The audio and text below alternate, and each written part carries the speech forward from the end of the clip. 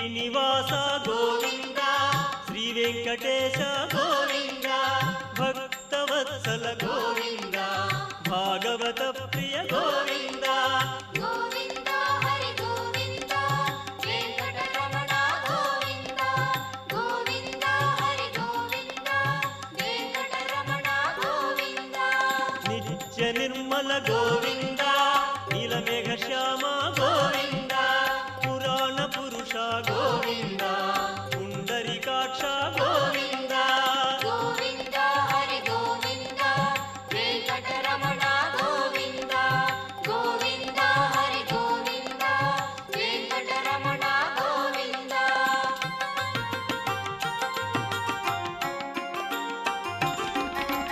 నందనందన గోవింద నవనీత చోర గోవింద పశుపాలక శ్రీ గోవింద పాప విమోచన గోవింద గోవింద హరి గోవింద వెంకటరమణ గోవింద గోవింద హరి గోవింద వెంకటరమణ గోవింద దుష్ట సంహార గోవింద దురిత నివారణ గోవింద శిష్ట పరిపాలన గోవింద కష్ట నివారక గోవింద గోవింద హరి గోవింద వెంకటరమణ గోవింద గోవింద హరి గోవింద వెంకటరమణ గోవింద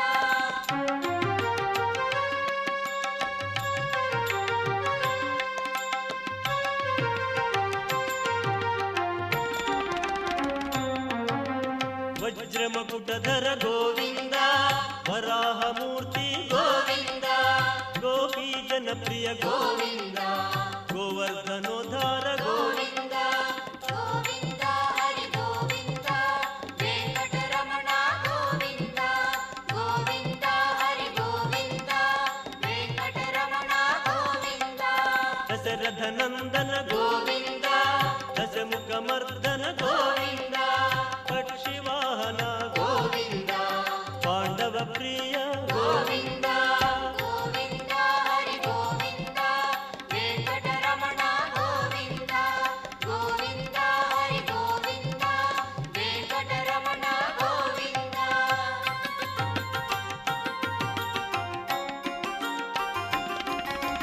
మత్స్యకూర్మ గోవింద మధుసూదన హరి గోవింద వరాహ నరసింహ గోవింద వామనమూర్తి గోవింద గోవింద హరి గోవింద వెంకటరమణ గోవింద గోవింద హరి గోవింద వెంకటరమణ గోవింద అమ్మ, అలాంటి వాళ్ళది నిజమైన ప్రేమ కాదు, అది వ్యామోహం. ఎగ్జాక్ట్లీ చిన్నత్త, నిజంగా ప్రేమించుకున్న వాళ్ళు అలా చేయరు. ఎంత మనసు విరిగిపోతే కన్న కూతుర్ని పట్టుకొని మా దృష్టిలో చచ్చిపోయా ఉంటుందా తల్లి? అది సరే అమ్మా, తన కూతురుతో తన మాట అనేటప్పుడు ఆమె మాటల్లో వ్యథ, కళ్ళల్లో బాధ గమనించావమ్మా? పెద్దబాబుకు బర్త్డే విషెస్ చెప్పు కూడా వెళ్ళాం కదా. ఊరికే ఎలా కాలిపోతుంది? మంట పెడితేనో పడితేనో తగలబడుతుంది.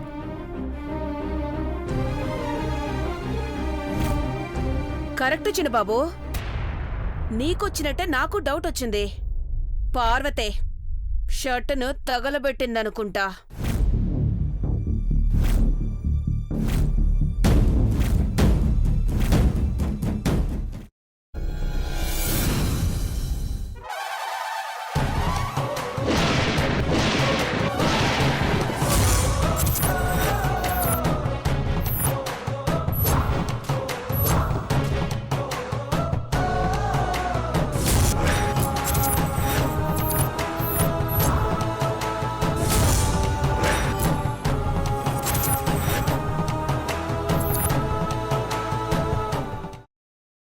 తర్వాత పొట్టు తీసేసి చాప్ చేసి పక్కన పెట్టుకోవాలి.